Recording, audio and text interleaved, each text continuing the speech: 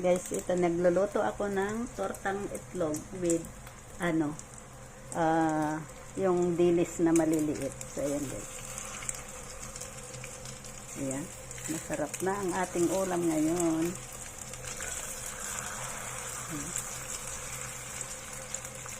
Hatiin lang natin. At baliktad.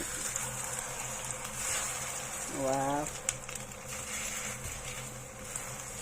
Ito na yung ulam natin guys. Tapos mayroon din akong sabaw dyan na pork sinigang.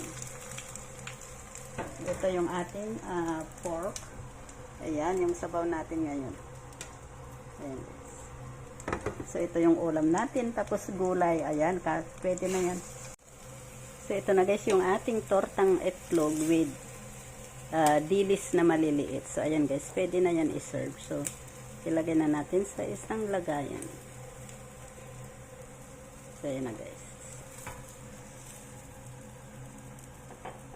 Wow. So ayan na guys yung ating tortang itlog. So thank you guys for watching. Please don't forget to click like and share. Thank you. Bye bye. God bless.